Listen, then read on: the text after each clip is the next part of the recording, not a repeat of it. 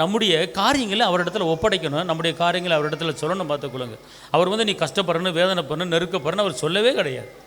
ஆசீர்வாதமாக உன் ஆத்துமா வாழ்வது போல் எல்லாவற்றிலையும் நீ வாழ்ந்து சுகமாக இருப்பாய்ன்னு சொல்லப்பட்டிருக்கு. நம்ம செய்ய வேண்டிய வேலையை கரெக்டாக செஞ்சிட்டோம்னா அவர் செய்ய வேண்டிய, ஏன்னா அவர் சொல்கிறாரு நீ அநேக ஜாதிகளுக்கு கடன் கொடுப்பாய் தான் சொல்லியிருக்கிறாரு. நீ கடன் வாங்க மாட்டாய். ஆனால் கடன் வாங்குகிற நிலைமையில் நம்ம இருக்கிறோம். ஆனால் கடன் நீ கொடுக்கணும் அப்படிங்கிறாரு, நீ வாங்கக்கூடாது அப்படிங்கிறார். அப்போ கட்டளை எப்படி சொல்லுது, வாக்கு எப்படி சொல்லுது, நம்ம சூழ்நிலையை பார்த்துக்கொள்ளுங்க. அப்போ இது அவர் சொல்கிறத விட்டுவிட்டு நம்ம மால்ஸ் பண்ணி போய்கிட்டு இருக்கிறோம். நீ கடன் கொடுக்குற ஆளாக தான் இருக்கணும், கடன் வாங்குற ஆளாக இருக்கக்கூடாதுன்னு சொல்லி அவர் சொல்கிறார். நம்ம என்ன பண்ணுறோம், கடன் வாங்குற ஆளாக இருக்கிறார். அப்போ அவருடைய வார்த்தையை நம்ம என்ன செய்கிறோம், மீறுறோம். அப்போ என்ன செய்யறோம், அவர் அடிச்சு விடுகளை நம்ம என்ன செய்யலை, பின்பற்றலை. நான் சொன்னது நீ செய்யலை அப்படின்னு சொல்லி தான் அவர் நம்மளை கேட்பார். பார்த்துக்கொள்ளுங்க. உனக்கு எப்போ தரணும், எந்த நேரத்தில் தரணும், எந்த வருஷத்தில் கொடுக்கணும், எனக்கு எல்லாமே தெரியும். தெரியாமல் இல்லை, நான் செய்வேன்.